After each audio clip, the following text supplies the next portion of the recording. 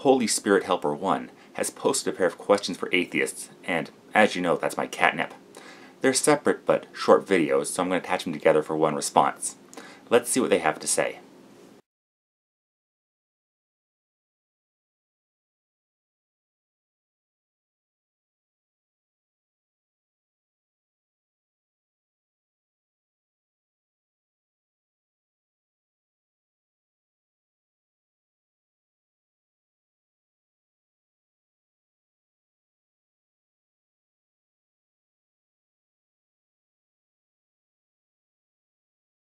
First off, what do you mean by correct proportion?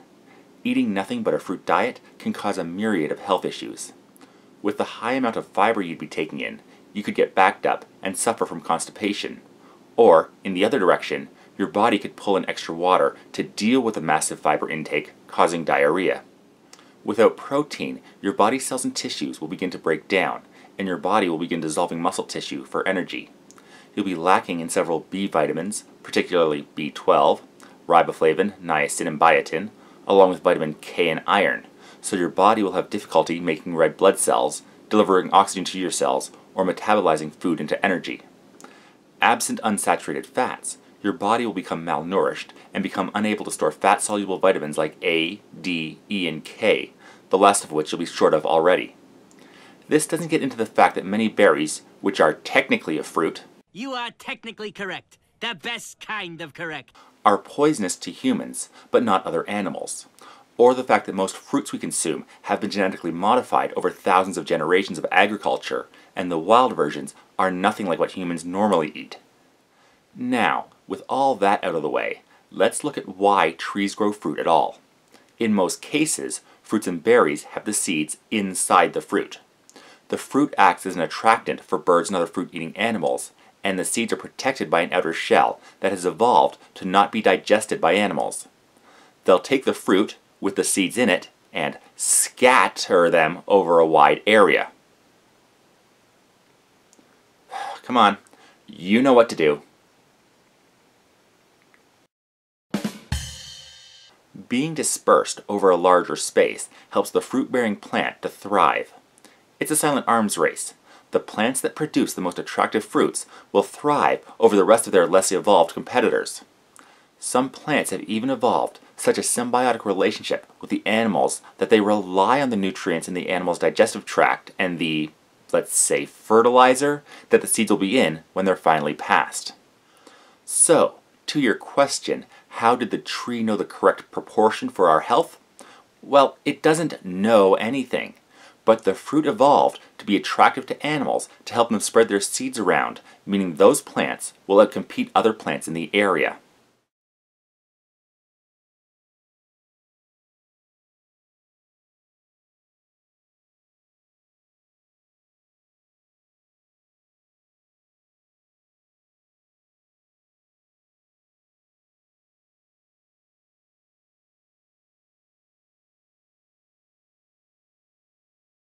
Okay, while the Big Bang was the initial expansion of the universe, and we require an expanded universe to survive in, we didn't come directly from the Big Bang.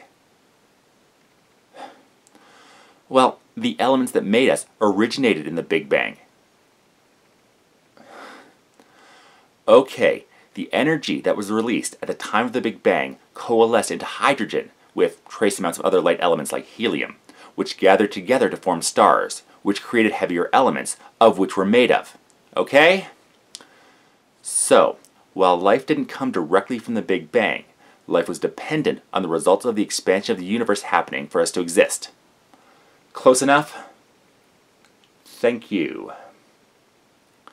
For life to adapt to other environments, it has to be able to survive there long enough to reproduce or return where it can reproduce.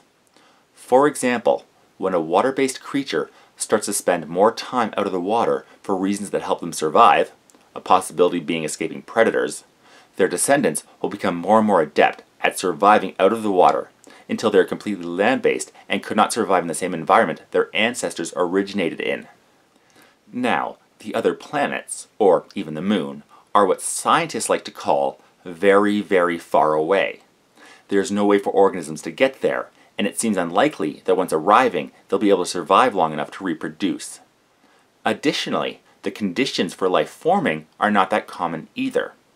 Earth happened to have the right environment to allow self-replicating molecules to form and survive, which eventually evolved into us and every other biological organism on the planet.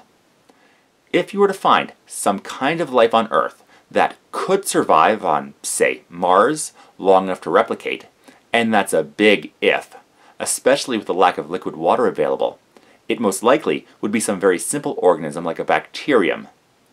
If such a theoretical organism was taken to Mars and left there, there's a chance that it would continue to evolve into complex life forms. But that would take a very long time and would probably end up extremely different from the life we're accustomed to. Okay, so these questions were original, I'll give them that. But oddly enough, not really having much to do with atheism, apart from the unsaid but implicit, "you don't know, therefore it had to be God," which really isn't much of an argument.